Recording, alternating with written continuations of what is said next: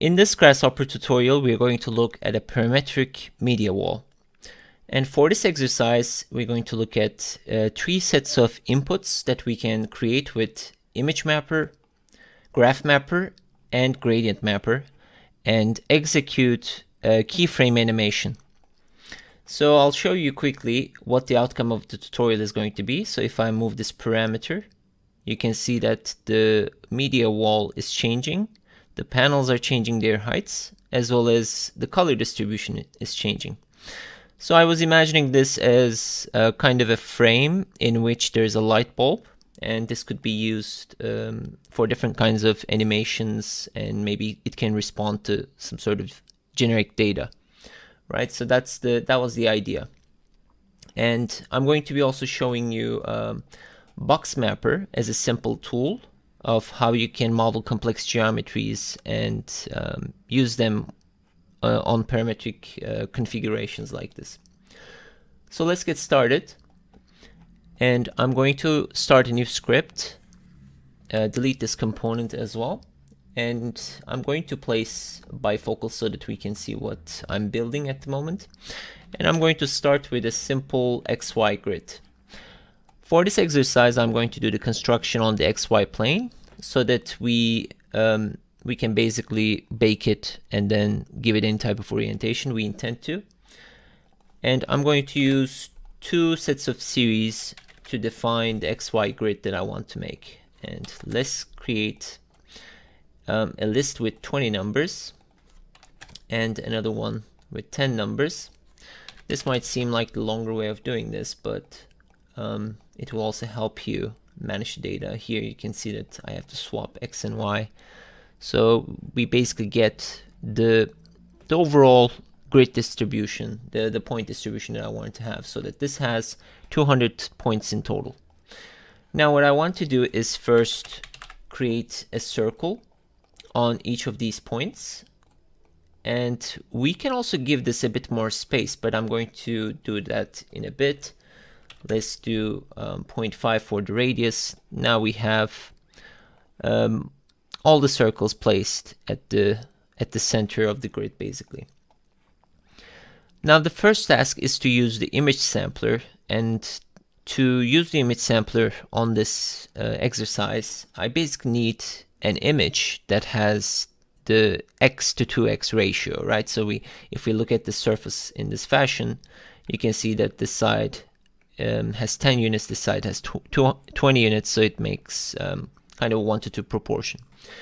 And for this one, I'm going to use Photoshop, but you can use any other software you want to create an image for your image sampler. So I'm going to go to File, New, and here I'm going to keep the resolution at 72 and define a width that is 200 by 100, so that the ratio is somehow similar to the image, to the grid that I created in Grasshopper.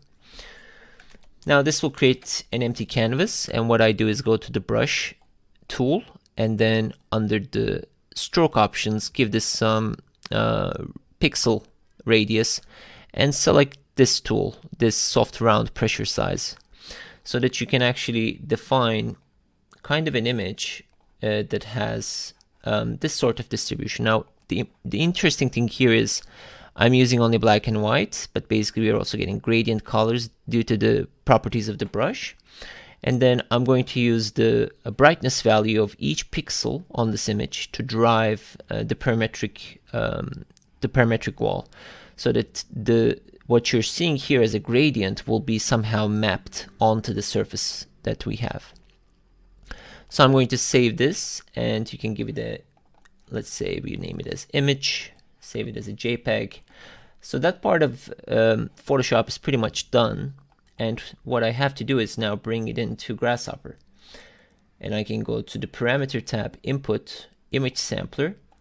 And this basically allows you to place or use an image and to read data from the image. So if you double click, you go to the Image Sampler settings, and here it's asking you for a file path, and you can just link to the image that we just created. And you're already getting a preview of it, but you can see that the way this image is read, the left side is 0, right side is 1, because the image is kind of normalized to this pixel ratio. And you can hit this button and it will basically set the pixel dimensions to the image. Now, one thing I want to mention is by default, the X domain goes from 1 to 200 and Y domain from 1 to 100. And you can replace these numbers with 0 as well, so that it will correspond exactly with the point coordinates that we've created. Now I hit OK, and I'm going to stretch this so that we can get a similar look to our point grid. Now, one important thing I want to mention is if I connect this point coordinate to this image sampler, what will happen is that the coordinates of the points that I'm creating here will read the pixels that correspond, right? So the 0, 0, 0 will be basically, if I double click and open it, will be bottom left here, right? So that's where that data is being read. And since this point grid is going all the way to 20 by 10, we will only read a small portion of the left bottom corner because this image is 100 by 200 pixels. One way of applying the whole image would be to increase our resolution, but that will cause a lot of elements, right? So I want to optimize the panel sizes that we have, so that's why I chose a 10 by 20 grid. And one thing I can do is simply change the increment of these points, right? So if I increment by 10, now our grid in the horizontal direction will go from 0 to 90, and in the top direction will go from 0 to 190. And I can simply make these 11, but it already gives me kind of a nice representation of the grid. And I'm going to start by giving this kind of a different threshold so that we can look at the radius. And if I go to the points, now the data is being read from the whole image. And if I right click to the image, go to the filter, here I can select what type of data I want to read from this image, and I'm going to choose brightness. So if you connect a panel here, you will see that the brightness values are going from 0 to 1, and that's exactly what we want. Basically, these will be read as percentages. And bear in mind that some values might register at 0 because we are having totally black or totally white spaces, right? So that's why we will get the extremes as well. And if I connect this as the circle radiuses, you can see that they're too small to be read. And that's why I'm going to just multiply this by 10 so that we can get the whole field experience. I'm going to reduce this to 5. And you can pretty much see that we are getting the image represented in the grid, right? So the white areas are getting larger radius values and the black areas are getting smaller radius values. And we're also getting zeros in here as well. So some values are really dark, so that's why they're giving us 0. And I can basically disable that by adding a maximum parameter here and put 0.2, so that every time a value is lower than 0.2, we can actually replace it, so that we can even get some circles where the data is really small. Now that's essentially how you can use an image sampler. You can also have multiple image samplers that drive different types of parameters like the size or the height of these panels. That's kind of an option. But I'm going to do what I'm going to do here is first show you that you can use this to make boxes here, and then we can input some geometry into those boxes. So I'm not just going to use circles for this exercise. So to place the boxes, what I want to do is use these points and place rectangles at each point. And I'm going to delete the circles for now, and then go to the rectangle tool. And the rectangle tool works with a domain, so we need to feed an interval. And I want to use these points as kind of the left bottom corner of the panel that I want to make. So I want to define a domain that goes from 0 to 10 in both directions. So I'm going to type up construct domain and 0 for the beginning and 10 for the end of the domain. And I'm going to use this for the X and Y so that you can see it's creating this sort of rectangular area, and I'm going to place that to all the grid points. And you can see that the grids define the bottom left corner of these panels. And the next thing I'm going to do is extrude each of this panel in the Z direction and use this as the multiplication, so we can also control how much height we want. So you can see I can actually get a lot more height for these. So again, we're getting the same representation in 3D. And I'm going to cap these boxes so that they're closed. And essentially these are going to be used as bounding boxes to place different types of geometries inside of them. And for those, this brings me to the next step, which is to use the box morph command. So I can define any type of panel I want, and I can simply populate that panel on these boxes using a box morph command. So to do that, I'm going to first begin by drawing or modeling a shape that I want to use as my panel. I started with a simple box, then I'm going to explode it, and I'm going to delete these three faces, and then select these two, go to solid tools, turn on the control points, select these two corners and pull them down. So you can define any type of panel you want. You can model a custom shape here as well. Depends on how you want these panels to be configured. This is kind of a simple geometry that gives kind of a nice effect, so that's why I want to use this one. And bear in mind that the orientation of these panels, these elements, needs to match how you're placing them onto the geometry. Let's say that this was kind of a vertical wall, or I had a different type of orientation for this panel, then the mapping would also change. So that's why I'm doing this operation in the XY coordinate system, so that my geometry is essentially aligned in the XY coordinate system as well. And I'm going to join these so it becomes one component, and I'm going to load it up in Grasshopper. So I'm going to use a geometry container for that, set one geometry.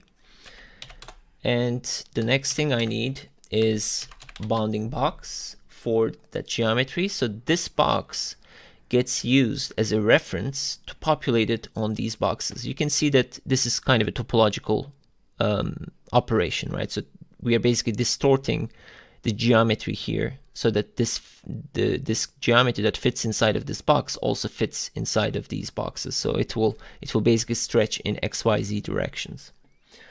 And the next command is box morph.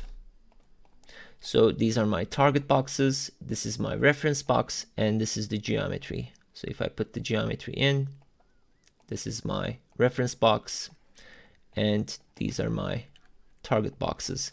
Now the geometry is already created there.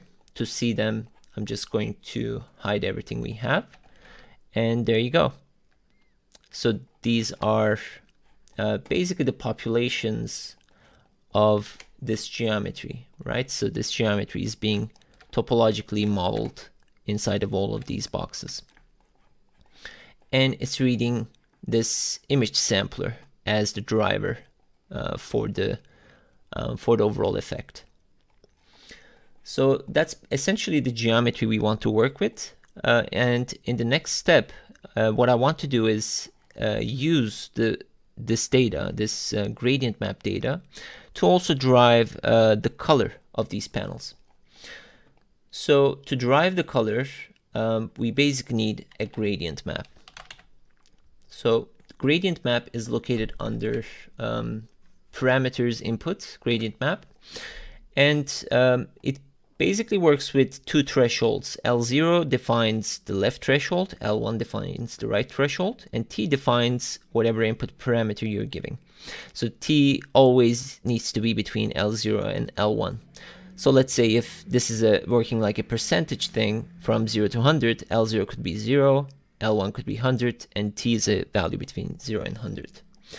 And you can create any type of color gradient you want. If you right click here, go to presets, these are some of the sets that I've created manually, but you can essentially control where you want individual colors to be, and you can double click on any of these points and change these colors as well, right? So you can directly select them from the system or the web, enter RGB, or change the parameters here too. So this is, let's say we want it to be at exactly 0.5. I can enter it here. If you put different colors to the left and right, you would actually get discontinuity within the gradient mapper, right? So this becomes a threshold for where you want that color distribution to be. And if you want to take out any of these colors, you simply hold on to these and drag it out of the gradient. And if you want to add more points, you can click on this color wheel and drag it onto the color gradient. So it's really an essential tool to use colors, basically. So I'm going to go back to one of the presets that I have. So I have a bunch of them. Let's say we want to use this one. So this looks quite nice. And what I want to do is, if you remember our image sampler, the image sampler has some data, right? And we can also have, let's actually try something else. Let's go to the top view, and let's draw a different type of curve. So let's say we want to do a curve-based point attractor. So I want to input this curve into Grasshopper.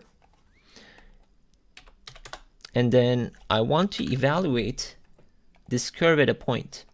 And if I reparameterize the curve and supply a value between 0 and 1, then that value could set kind of a path for where we want to evaluate it. And we can use it as a floating point attractor. And essentially, this parameter is what I'm going to animate as well, so that we can see its effect on the color and on the topology of the overall wall. So that's what we are getting. And the first thing I'm going to do is use this to drive the color. So we know that we have some points for these rectangles. We can use the bottom left corners, or we can also get the area from the rectangles we created, so that these are pretty much the center points of these panels. And I'm going to first look at the distance between each of this point to the point on the curve. And that point is changing, right? So if I draw a line, you can actually see how that information is also going to change. Some points are going to be closer to it, some points are going to be farther away from it. So that's going to affect what kind of color they're going to get. And we get a bunch of distances. So first thing I want to do is look at its bounds. Now the bounds gives us basically its interval. So what is the minimum and maximum value within that range? And then I want to deconstruct that domain so that we get the lower and upper thresholds. And the lower threshold goes to L0, upper threshold goes to L1. That defines our spectrum. So if a value is 3.9, it will acquire this gradient. If a value is 129, it will acquire this gradient, and all the values that are in between will get the remaining colors that we defined from the gradient. And those values are within the distance. So if I supply this distance parameters as t, then these are going to give us the colors. So let's see how we can look at them. I'm going to do custom preview, and I'm also going to do create material. So let's use this as a diffuse color. This goes to M, and the geometry goes to G. So now you can see the point, when the point is at 0.4 here, it's getting this tone, right? So the farther away points get yellow. And I can move this around, and you can see that that point is also changing, or it becomes animated, right? So it's controlling the closest points. And we are only controlling the color change at the moment. Let me actually try on a different color gradient, like this one would also show quite nicely how that point is also changing. right? So these are the colors. And we can also maybe change it in some way. Change its radius of influence like this as well. So this is kind of controlling how we want the color to be distributed. So that's quite nice. The other thing I want to do is, you can see that we're only changing the colors, right? So what if we can animate this a bit more? So we want this sort of effect, but what if we want some more randomization added to this?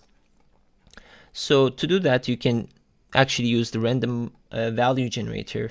I tend to use a graph mapper.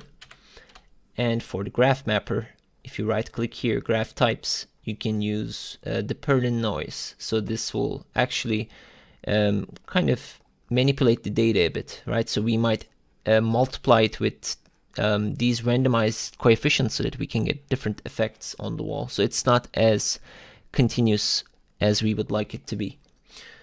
And one way of doing that is we have 200 points. So let's say we get the amount of points we want. So we have 200 points. And I'm going to use range this time. We can also subtract 1 from it, because when we use range, it gives us, it divides the threshold, the domain that we define, which is from 0 to 1. So we always get one more value. And I'm going to subtract 1 so that we get let's see, we get 200 values here. Then I'm going to supply this in. And so I'm basically evaluating this graph at 200 locations. And we're going to get all kinds of data. And what I want to do is multiply, use this to multiply. So what I want to do is basically use this graph mapper to multiply the color distribution that we have, right? So these are giving us distances, and let's say that if we multiply them with these values, we're going to get different kind of color distribution. I'm going to just try it, just multiply it for now, and use this for the T as well. There you go. So it's already jittering up the color distribution, but when I move it, the closest values, the closest points still get the red tones that we want, right? But everything else is kind of getting animated, but it's also getting jittered out. So that's something that we can add as an effect. And if I make this gradient mapper not as randomized, but more like kind of a topography, then you would also get more like a controlled behavior on the overall surface, right? So that's kind of giving us a nice effect at the end. We can also use this to drive the height of these panels too. So for instance, I'm multiplying this image sampler with some coefficient here. Let's say that we can also multiply it further with this graph mapper. What kind of an effect can we get? So if I add this here as well, the values here are between 0 and 1, so we are actually shrinking the overall height of the panels. So I need to increase this a bit more. So let's make it 20. And this will also now contribute to the randomization of the panel heights. So if I, let's say, change this, but it's not actually driving the height. So if I use this graph mapper, it's only randomizing the heights, but maybe we should use these distances. And to use these distances, remember that the graph mapper is giving values between 0 and 1, but the distance values are between, what were the interval? Let's look it up, 1 to 59. So they might also change as we're moving the slider. So we need to normalize these distance values. So one way of doing that is to divide the distances with the maximum value, which we get here with the end of the domain. So when we divide them with the end of the domain, basically all the values should be normalized, but I'm also multiplying it here, so let's do it here. So yeah, there you go. The values would be normalized. They would be now between, let's check it out again. Let's do bounds. So now they go from 0.01 to 1, right? So this is normalized field. And if I integrate it back as the multiplying coefficient, now this curve attractor is also controlling the height distribution. So if I move it around, you can see that it's kind of an animated topography almost. And the colors are kind of mimicking the height distribution as well. So the more I move the surface, the more I get, the more effect I get, right? So that's kind of working pretty nicely. And we can try different types of colors as well. The last thing I'm going to do is, let's hide everything else. And what I want to do is place a sphere at the center of each of these panels. The centers are here, so I'm going to get those points and place a sphere there, and let's give it kind of a radius like 5. So these could be like light sources that animate these panels. Let's make it 2. You can see that it's already taking a lot of time to update 200 panels. So the more you have, the more time it will take to animate this. That's why you need a resolution that you can animate. And I create a copy of the material, create material editor, and this time I'm also going to connect the color to the emissive color as well. So when we preview the spheres, when I use these materials and turn off the spheres, you can see it's kind of an emissive color effect that we are getting, which I want, right? So I'm not changing the size of these spheres. You can try maybe animating that as well. And let's switch to the rendered view, and that's kind of the effect. Now let's see what happens when I move the slider around. You can see that it's kind of nicely animating the surface, and this region is following the point attractor we had on the curve. It's a bit slow when I do it here, but there's a way of fixing that as well. And that's what we are going to do in the next step. So let's see if I want to change anything about these. That kind of looks okay to me. So next step is to animate this condition, this wall. And one way of doing that would be to first place a camera so that we can see the effect of the wall. And I'm going to look at it like this from this angle so that we can, let's see, let's centralize it. Let's look at it this way. And what I want to do is output this viewport with these settings. If you need to change your background,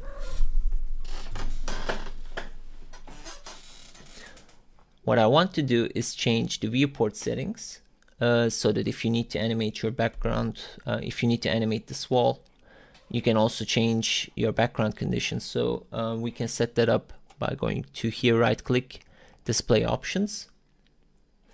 And on the rendered view, you can change it to background to be solid color and white so that you get this kind of effect.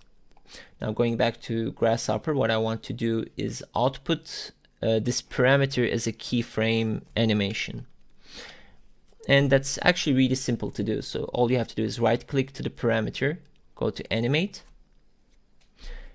And under animate tab, you're basically getting the animation happens between 0 and 1. So the amount of frames that you define sets how many steps you want the values to change from 0 to 1, right? So if I say 100, the increments will be 0.01. So I'm going to keep this at 10 so that we can see how the animation happens, and it also takes some time to export these. And you can hit here to restrict the resolution to your viewport. You can select the viewport here you want. You can also give it a file name. Let's call this wall. You might actually want to call it wall and keep this numeric value because it numbers it as a sequence. That's what we want. And we're going to place it in a new folder. Let's call it new folder 7.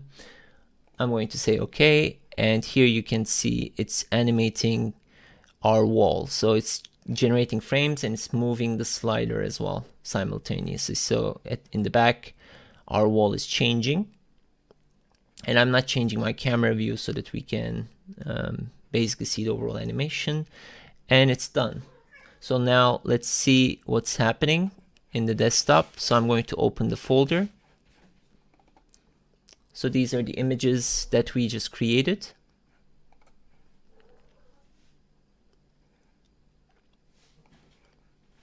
Let's see, let's try to open that again. I'm also going to import them to Photoshop again, so maybe we can try doing it here.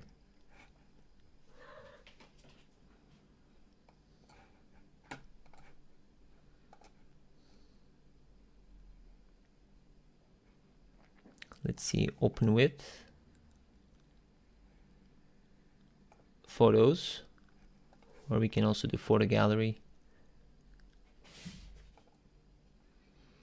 I actually forgot to take out the tag, but basically when I move through the sequence, you can see that the wall is animated, right? So it's working quite nicely. So you can also do this again. Let's go to right-click animate, and all you have to do is check out this include tag option, and it will basically, I guess, override. Because I'm doing 10 frames, it's quite fast, but you can actually do more so that your animation flows a lot nicely.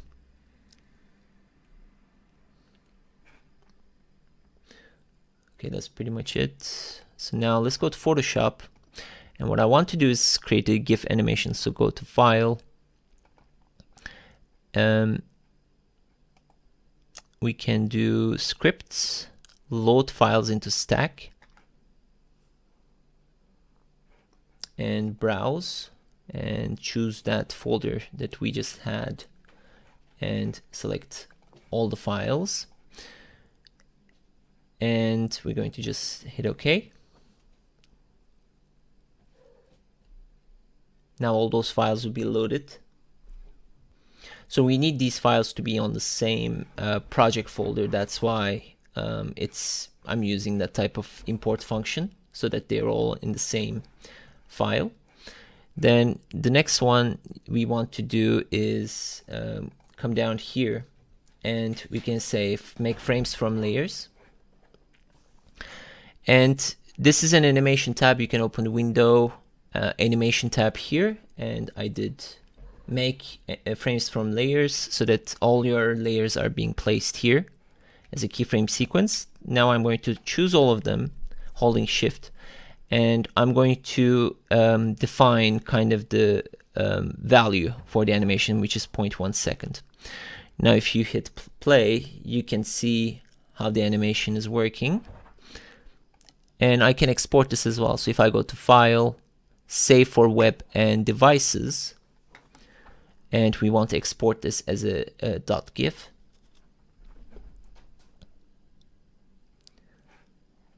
So under the GIF export option, choose looping options forever, and then GIF 128 no editor will be fine.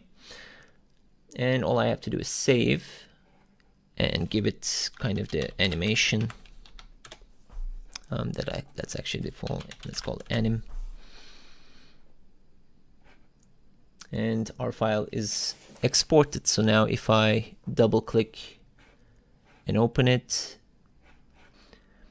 and when you open that file, you can open it up in any browser you want, and there you go. This is the GIF animation we created, and it's basically sequentially animating the Grasshopper animation keyframes, and you can actually use this for any type of other type of animation as well. So we used image mapper, gradient mapper, and graph mapper to create kind of a cumulative effect.